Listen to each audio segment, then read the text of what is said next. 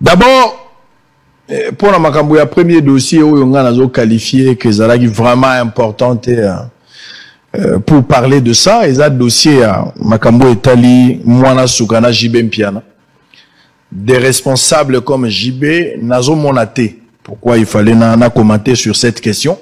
Parce que na meki koyo ka makambo nyonso na yoka ki epa ya la fille mwana suka na yoki makambo nyonso elobami na ba analyste o basala makambo na bango wana ya bango nalandi yango nalandi pe ba soi-disant bato bazobima lokola ba papa ya mwana nalandi ba danseuse na meko landa mwa bato ebele na kati sango yo lobi nini est-ce que sango il faut loba kaka est-ce que ça na makambo na ko vanda kimia te bato mususu pe ya motema mabe ba ke plus loin ba lobi azoko ka koloba te po jiba za moloba ya za moloba ça ce sont des démons des petits démons ne bazana makambo modèle wana na mutu. Il y a des choses que tu peux dire. Il y a des choses que tu ne peux pas dire. Mais je vais quand même dire quelque chose. Parce que Bolingina Luba, je vais essayer de dire quelque chose. Ça pourra faire mal, mais c'est une vérité. Oh, ça n'engage que moi. Il y a point de vue n'engage. Tant on a landi mwana sukawana, maman ya bana mi balé. Oh, mwana liboso, selon yé, azali mwana abotana JB Mpiana. Et que moi, ami balé tata na esikoyo, batikali non ko yibisa kombo na ite na télévision. Mais ya JB balobi yango déjà. Nalandi mwana wana ebandeliti suka. Bandeko na ngai ya moins que bino bozala na point de vue mususu. Natikali te koyoka mwana suka. Brinette. Oya botana JB selon yenenga lobika botana JB. Bon, na yokipe, moi, moi, si m'sois abimi, alobi kazan de kwa JB, bazo reconnaître yango, mais le point de vue à JB Emoko, na tikali koyoka yango te. Lui qui est accusé, a tikali ko s'exprimer sur cette question. Mais tout tikala na côté à forme. Moi, na wana, oazako lela, et pas à JB Mpiana, à l'équipe na télévision. Moi, na wana, azali ko lela te, que JB a violé. Ngana tikali ko yoka ngote. So bo na vidéo côté na yoka ki bien te.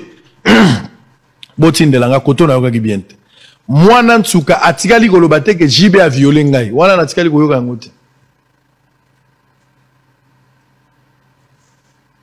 Na lobite que ba viola qui était, ce n'est pas ce que moi j'ai dit. Na lobite que ba violé. Mais na lobika katango na yoki mwana wana bandeliti suka. Na tikali koyoka place moko te mwana lobi kenga ba viola ngai. Mais eloko o na yoki mwana wana zo lela. Eza biloko mibale. O na yokeli a leleli akati émission. Il y a liboso ezali avec beaucoup de contradictions.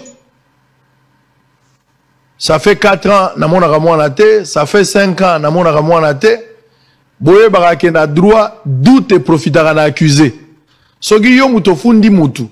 Oza ko se contredit na makambo na yo, ozo créer ba doute na kosamba na yo, moto yo fundi ba doute wana ezo profiter na ye. Donc tango lingo dénoncer likambo, oya solo, ozali victime po eza droit na yo, bozala cohérent na maloba na bino. Soki contradiction ekomi mingi profitera na accusé droit nde lobi yango. Il faut kende soko ke iko samba na tribunal oto bengaka ba procès pénal soko ke iko samba yo moto yo baza ko sambisa yo moto zalaki mofundi soki ozali koloba malamu te oza na maîtrise ya makambo yo zoloba te sala keba ekoki ko profiter na moto yo fundi. Un élément très important. 4 ans, na mona ramwana te. 5 ans, na mona ramwana te. 3 ans, na mona ramwana te. Et koki kozala pe ya solo a mona ramwana te. Mais est-ce que ça l'a mis dans 3 ans? Est-ce que ça l'a mis dans 4 ans? Est-ce que ça l'a mis dans 5 ans? Pourquoi le bagi 3 ans? Pourquoi le bagi 4 ans? Pourquoi le bagi 5 ans? Photo msou na moni même, il y a yena mwana un anniversaire. Il y a un peu beaucoup de choses comme ça. La télé n'est pas la justice. Dossier en instruction. La justice va faire ce travail-là. Na ko s'abstenir na commentaire soki kaka parce que pourquoi je dis que dossier dans la justice parce que na landaki colonel Mimi oyo azali chargé à makambo ya violence sexuelle na landage na TikTok na ye ba partager lien yango na YouTube na Facebook ya ndeko moko na yoki ndenge pe baza kotuna ye mituna nga moko na bengi na téléphone po aya na bosolo aya kopesa ba explication alors pour le moment azako se retenir d'abord na télévision logo la ville audience ya bosolo pour parler. Donc quand elle sera prête, elle viendra dire ici tokotuna ye mituna parce que na mituna kotuna ye par rapport ya banalise on a yoka ki ya saraki na TikTok na ye bien que ba diffuser ki ba relaya ki yango na Facebook ya ndeko moko. Donc eloko ya liboso Brinette ou mwana suka azo réclamer ka ke na mona mwana te ba botolanga mwana. Koto mususu pe na yoki que Brinette effectivement akimaki ye moko parce que abandaki ko vendre pas maman Agnès mais akomaki na zemi ya mwana uti ko bota sika yango nde kimisaki. Je connais pas ces dossiers là. Nazo mona ba énergie au kende ko luka maman Agnès te famille AJB na kende ko non, je ne trouve pas. On a quand même droit à une vie privée, il y a aussi une vie publique. Ba événement nyonso mwana azo loboyo justice ceux qui va saisir justice ceux qui dossier comme une instruction to s'abstenir. On verra le moment opportun. Ce qu'il faut tout émettre bavi, tout émettre bavi. Deuxième élément important. On a yo ki yango penza o sali ke coupe débordé pour moi na oya ya na télévision. Et là problème ya voyage. Batiki ba Zambrota. Zambrota nde azali moko ya ba danseuse ya jibe. Batiki bango na États-Unis ba remercier bango pona musala ndenge basala. Mais alors que ngaku tu na botelier mwana atika liko memangate. Donc le voyage. On suppose un avis, hein? Ce qui jiba me maïkaka mwano na poto. Na ndenge mwasi azako lobagezala ki promesse na ye. Soka me maïkaka na poto, ça dit to linga toko mana magambo yote. Ezaka likamba poto, hein? Ezaka likamba poto. Donc, kozanga kokende poto. Komona bato mususu bazambrota bayana ye. O babinaka na bango jiba remercier bango, bake poto, alors que ye ake poto te. Ça, c'est un autre problème.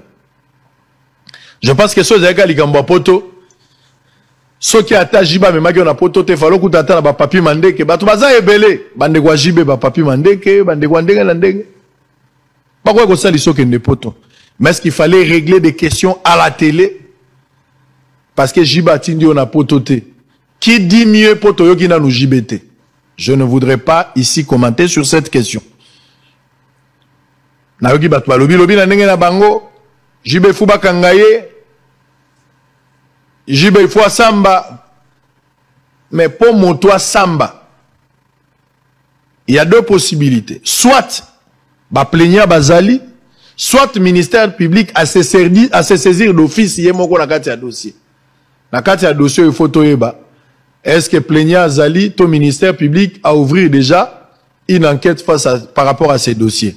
Togoye bango dans les jours à venir. Colonel Mimi Nazan a besoin d'un abosolo parce que je suis limité. Il y a repoussé le bouton loin. Alors qu'il peut y avoir beaucoup de choses. Oh, Togo Kozwana Simanayo.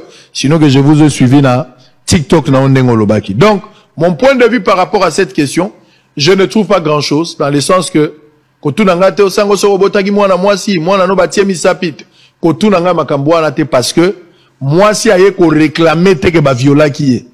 Moi, si elles ont réclamé voyage, ça dit, ceux qui jiba, mais maga moi non a voyage.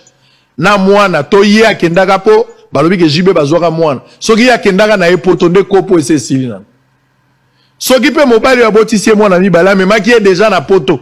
Anga tungisane jibete. Donc potonde énervé ba esprit oh. Mais bande kwa jibe bazali. Ba ba ko zolo visa, ba ko tindo la poto pour régler cette question. Mais pourquoi il fallait passer dans les réseaux sociaux? Na yebite. Yomoko yebi makambwango, est-ce qu'après qu'on les a les réseaux sociaux, ok, les sous-poto, na évité. Tous à la quand même, na moi, ba réserve, na makambo ebele. Toi attaquer JB, toi attaquer Ferry, toi attaquer Fali, toi attaquer Wera, toi attaquer Kofi, Inosbi et le reste, na musique na bango. Ba proposer bien te, tout ça li analyse, ba lobby makambo une émission, to ko réfléchir. Mais quant à la vie privée, il y a des choses qu'il faut contextualiser. Je ne trouve aucune raison. Ngai navana na bosolo, na banda ko réfléchir, mwana suka, jiba, mwana suka lobite que jiba violé. Baboti na ye mwana. Doit reconnaître que wana tata ya mwana na ye. Mais potonde bomili kambo. Oh là là. Chacun est libre de mettre un commentaire. Mais ngala kolobalisu na dossier wanate, nous allons tout laisser. Ndenge yango ekotambola, si ça sera un arrangement à l'amiable. Motumsa lobinanga makambo ya $100,000 ya fali olobaki. Na ebite so na lobaki yango wapi. Mais ba bisinga makambo ya $100,000 ya fali olobaki. Na bosolo na tikali kolobela makambo wana te. Ba bi olobaki. Mais makambo ya jibozo lobate po azande kono muluba. Ça ce sont des petits démons qui peuvent réfléchir comme ça.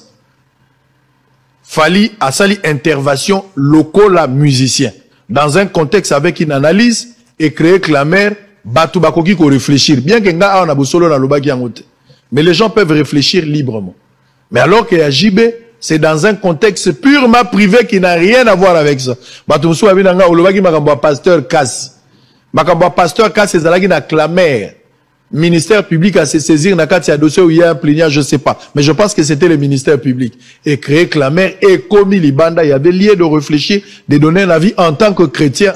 On s'est limité, nous l'avons invité, il a fui. Il n'était pas venu. Donc il faut tout contextualiser ma cam. C'est vrai que Batumsou va rappeler Abisango, Olobaki mamba $100,000 tangwa bakole. C'était une réponse à un groupe d'individus qui voulaient s'attaquer à moi. Voilà pourquoi on appelle ça dose unique à l'époque. Mais dans Makamboyo, il y a $100,000. Dans le lobby d'Abino déjà que Pierre Boka. Dans Moutou Asalaki hymne national, selon ce que nous avons lu. Pour nga l'Abino Totangi na Facebook. Na bosolo nga na lobby angote. Tout le monde est na Facebook. Batobele bazo copier ba Facebook na biso partout. Bachepe bilongi na ngai, ils disent ce qu'ils veulent. Batumsu bazo pirater ba compte wa sala. Est-ce que ça responsabilité nangay? C'est pas ma responsabilité, so mutu réfléchir librement. Batuku bazo yibana ba émission nanga bazo diffuser ngona ba chaîne na ba. Est-ce que batu na point de vue nangay? Je ne suis pas responsable de votre ignorance. Ba ba comprendre, ba comprendre, ça c'est leur problème. Donc je pense qu'à ce stade-là, nous n'avons pas de problème avec des musiciens, nous n'avons pas de problème avec qui que ce soit. Notre problème, c'est que dossier est commis à la télévision, dossier est commis à la justice, clameur est commis, tout le monde peut réfléchir. Mais aller chercher les dossiers à Moutou, c'est très privé. Kobimisango Libanda, ça, le travail, moi, je ne le ferai pas. Mais ce que mandataire, il y a l'État. Ce qui est sali loko, il y a l'État, papa te bomba magito Kobimisango. Mais la vie privée, elle est sacrée, je n'entre pas dans cette histoire. Ce qui s'est proposé à inviter, tu retournes aux questions. Qu'on répondre, aux appels obligés qu'on répondre. Faut tout contexte. Peut-être que tu comprendre jusqu'à présent, à l'obaki, pourquoi à l'obaki, mais il y a des personnes, il faut avoir de l'amour pour les pauvres, mais le respect pour les imbéciles.